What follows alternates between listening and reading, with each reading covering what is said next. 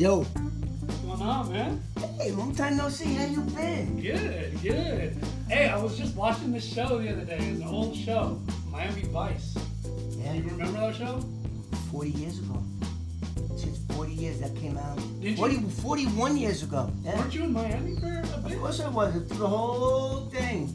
I started going to Miami with the drug dealer John Uribe, a member of the Medellin drug cartel. See, back in the day, from 81 to 84, I was an FBI informant. I was a paid confidential informant with a number of different agencies, but not the DEA. So 1984 comes, this brand new television series that really was realistic and had great music. It cost $1.2 million per episode. At that time, that was unbelievable amount. It was like they were making a movie every week.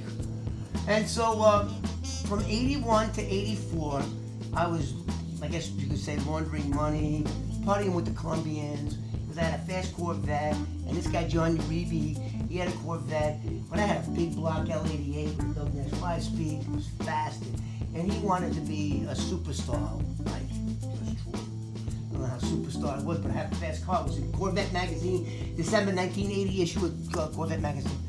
Anyway, so I meet this guy, and then shortly after I met him, he tells me, okay, I'm a member of the Medellin drug cartel, and blah, blah, blah, blah. So I help him laundering money, carrying, taking money, doing everything with money, and we would go out with bags of cocaine, clubs, and whoever had the cocaine had the hot, beautiful woman. That's just the way it was back in 1980. So, where was I? So now, 1984 comes around, and this really cool show comes on, Miami Vice, and I'm watching. Now back then, it was all about sex, drugs, and rock and roll, and beautiful fast cars. This car right here was probably one of the most iconic cars of the 80s. It was in all kinds of movies, Beverly Hills Cop. It was in every movie going. Every drug dealer's chick or wife drove one of these. It's kind of like a chick car. Even to this day, all the women make comments about it. But this is a totally restored version of the 560 SO 1987. So, and I actually got the CD there, the theme song for Miami Vice. So when I get in this thing, I turn on my Miami. I'm back in the 80s, going to the time machine. So where was I? In the Miami Vice TV series, they had a Ferrari, they had a Lamborghini, they had all these cars, fast cars, strip clubs. I mean, holy shit, it was us. So I said, hey, why don't I be the real Miami Vice? I was the real Miami Vice, and stay tuned because the end of this story will blow your mind. It's gonna blow your mind when I tell you what happened. So I have my FBI contacted DEA in New York on 57th Street and 10th Avenue, and I set up a meeting. I go up to meet them on the 27th floor, and they register me. They start indexing addresses. They started asking me, well, what's the address for this one? What's the address? And they're indexing the address, and it's coming up. U.S. Customs had an open investigation on this one. So they go, okay, this guy's for real. Now, I'm like the real Miami Vice, going from New York to Miami, from Miami to Medellin, Colombia. I'm international. I'm fucking international. And I'm getting paid by the DEA. I'm getting paid by the cartel. I'm above the law, by the law. Let me stop right there.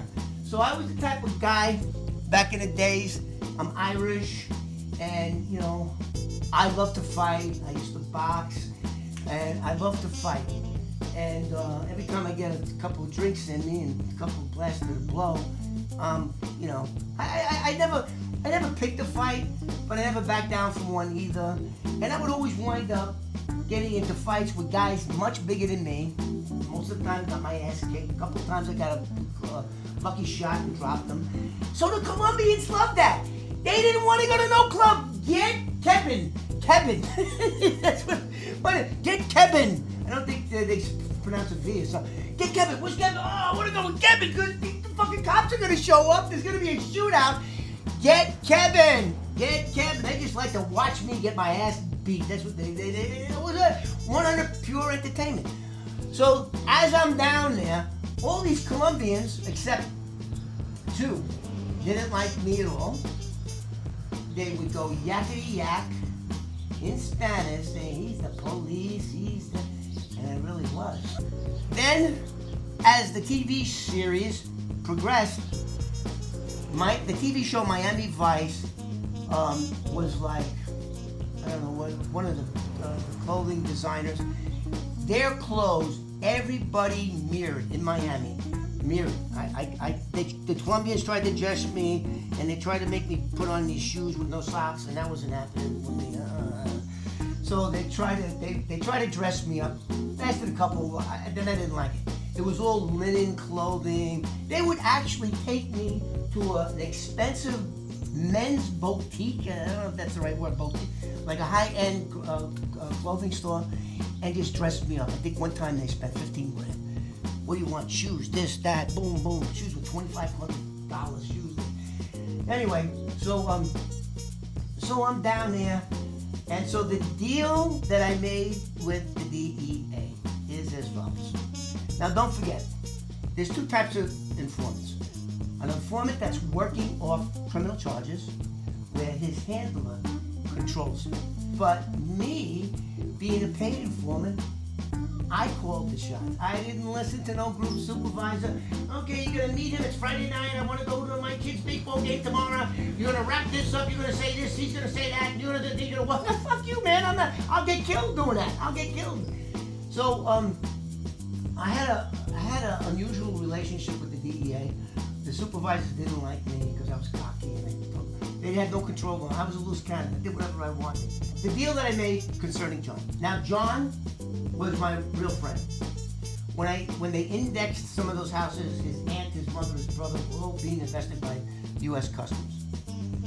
U.S. Customs had an informant, an intelligent informant. They didn't have an informant that was going to ever testify. But me, it was different. So this is the deal that I worked out with the DEA. The deal that I worked out with the DEA, you can't lock him up. He's my friend. I'm not snitching on him. You can't lock him up. But I know all the places where he puts his cocaine, what he used to do, thanks to me. I said, instead of having all your cocaine in one spot and then it gets busted, put a safe in every one of your dealer's apartment or houses. You have the combination, put your money, your cocaine in there, and all you gotta do is, you don't have to show up at the house. All you gotta do is get in the house, undo the safe, give them the money, give them the coke, they give you the money, put it in the safe, and you walk out with nothing. That was a great idea. They loved that idea. So what they didn't know is that I would just pop them off. Boom, one at a time. Bang, bang, bang. Back then, when a reliable confidential informant observed cash, money, guns, and he gives that information to his handler has, I think, 48 hours to bring it before a U.S. magistrate to get a search warrant. Once he gets the search warrant, that search warrant can be executed anywhere from the time he gets it to 14 days. So now you got a 16-day window to serve the search warrant. So, but they knew I wasn't going to testify. So what they would do is wait for the drug dealer to leave. The house was empty, and they'd kick the house down, take the safe, they took everything, the big screen TV, they took their clothes, they took everything. And then they would scotch tape the search warrant with a list of everything they seized and just tape them. So it was seizures. Which was what I was doing. So anyway, so this was happening. This is in my third or fourth year. Oh no, this is like in the second year. Everybody was calling John Black Cloud. Wherever he went, people got locked up, and the drugs were seized. A lot of these drug dealers didn't even go home. They thought they were going to get arrested because they knew what was in the safe, right? But they didn't. We just took their shit. So meanwhile, so all of this is going on. So a couple of them said, "Hey, that guy, he was arrested." Hey, it was 2 weeks because it said the search warrant was said on or about such and such a date. SEIC and 1, 2, 3, 4, 5, 6, 7 observed all this stuff. So they didn't know what exact date it was, because then maybe they could figure out where I was and so on. So it was very cool. Then let's go into the other thing about how cool it is to be a paid confidential informant, not a snitch working off a case, because they just get bitched. They get handled like they work the shit out. So now I figured out. Now I'm in Miami, I'm in my Porsche, I'm coked up, drunk, fucking whatever. I got so many DUIs. Let me see if I can pull this up. Yeah, as a matter of fact. So I would be driving around, cocaine, right? Right here. Can you see this? This letter was written by the Manhattan District Attorney's Office about one of my DUI cases.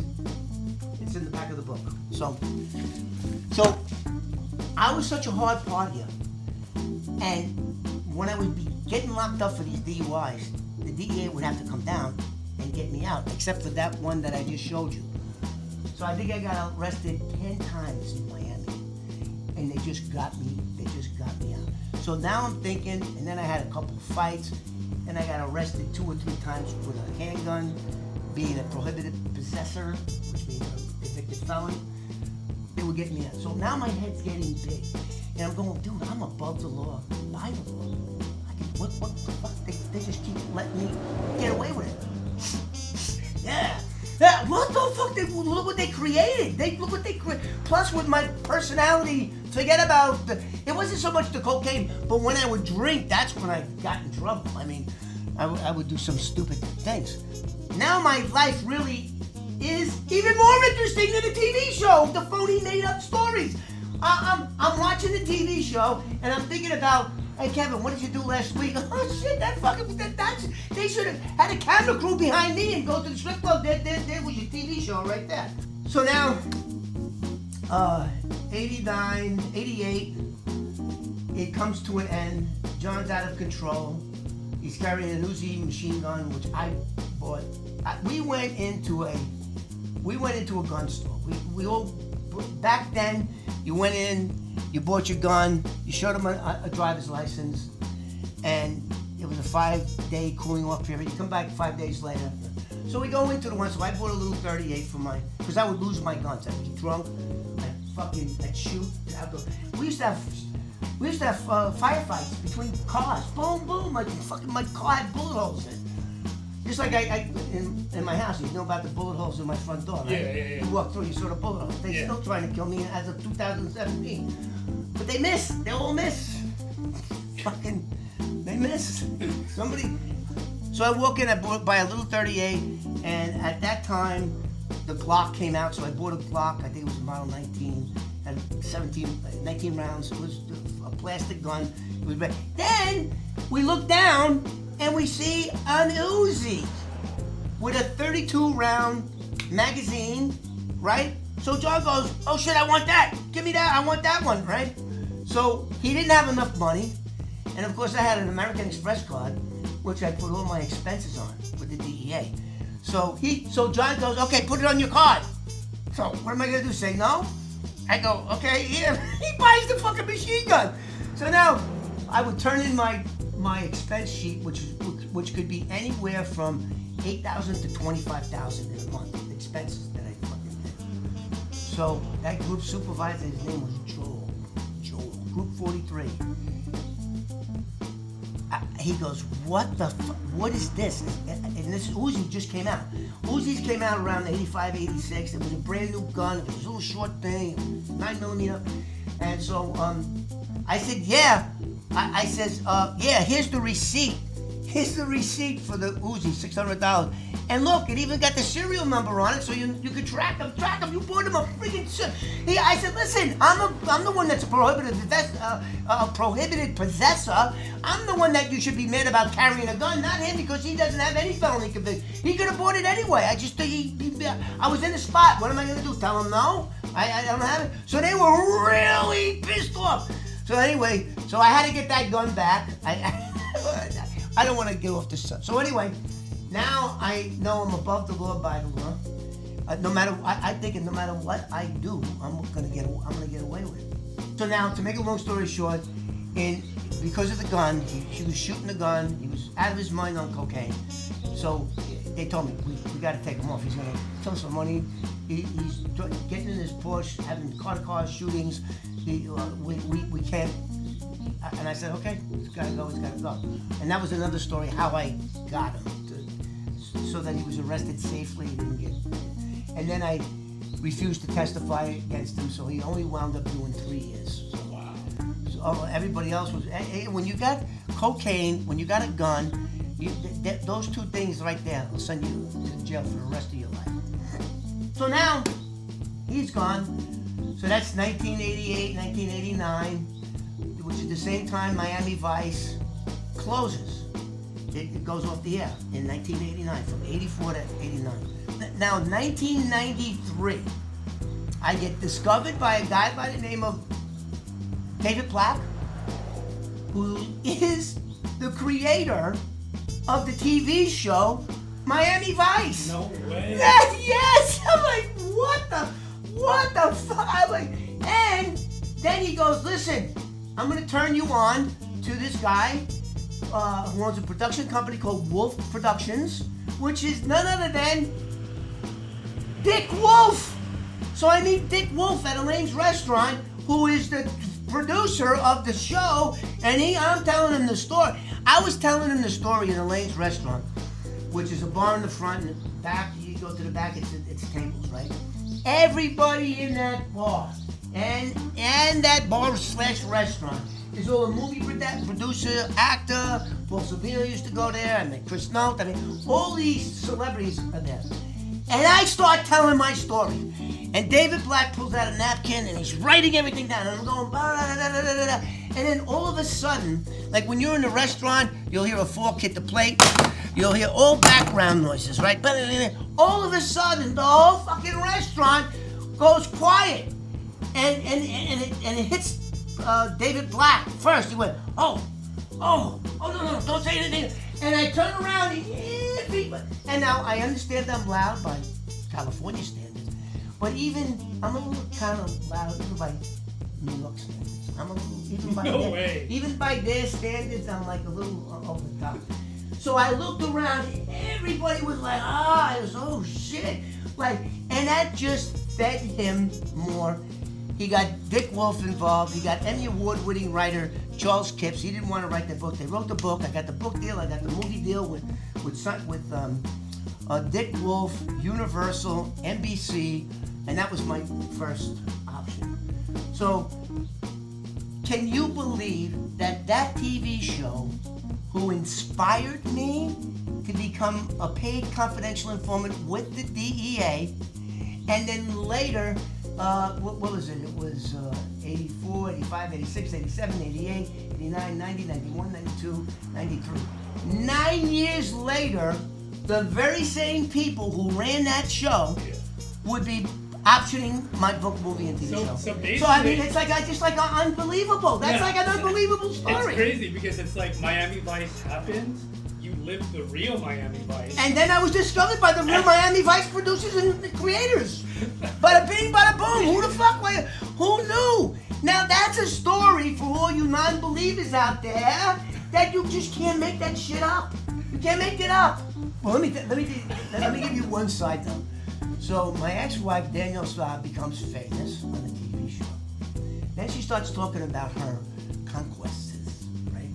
And she said that she, quote, made out with Don Johnson, who was the star of the show. He was a very good-looking guy. He was the sex symbol of the 80s by far. I mean, every woman. So, and how do I know that? Because they have, I think it's called the Herald, Miami Herald newspaper. Miami Vice, the TV show, was primarily filmed on location in Miami. So the newspaper, the day before the shooting, would run in the paper. Miami Vice is going to be shooting at such and such a time. So all the hot chicks would go. They were mostly like beach location. Would go shoot down there in their bikini and trying to get to know Don Johnson. I don't know. He used to have an assistant. He used to go over and pick the ones out there. You want his picture of an autograph? Come on in his trailer. Next thing you know, it's rocking. So Danielle Staub actually said that. Then all the media, like Entertainment Tonight, got a hold of Don Johnson to confirm if he did her. And his response was, well, it was the 80s and there was a lot of... I don't know. That's what he actually said. So they actually, if you Google that, it'll come up. So there's another little part of that television show. Like, what the hell? I mean, like, what the hell? And some of the stories that I had in Miami, had a couple of stories I have one story in Medellin where a guy on a motorcycle killed John's brother. I was in a restaurant, he was on the back, he sprayed the friggin' guy, killed him. So there's a whole bunch of really great stories. And let me shout out one more time to Rob Court, the screenwriter, who won an Academy Award. Look him up, IMDb, Robert Court. This guy is actually putting every single thing in that script is something that really did happen to me. And I'm here to tell you right now, every single one of the more than a dozen, oh, this is another thing, more than a dozen studios and producers optioned my book only to F it up by giving it to some screenwriter, and then he writes some bullshit. Then he submits that screenplay to the studios, and they go, we're not writing it. They don't read the book. The studio executives don't read the book. To greenlight the project, they're reading the script. And this one studio, I actually met with the owner for 2 hours. We went out to lunch, and boy, did he get it. He got it. He hired the right screenwriter, and now it's going on. Now, there was a movie. Let me make this analogy. There was a movie called One Flew Over the Cuckoo's Nest.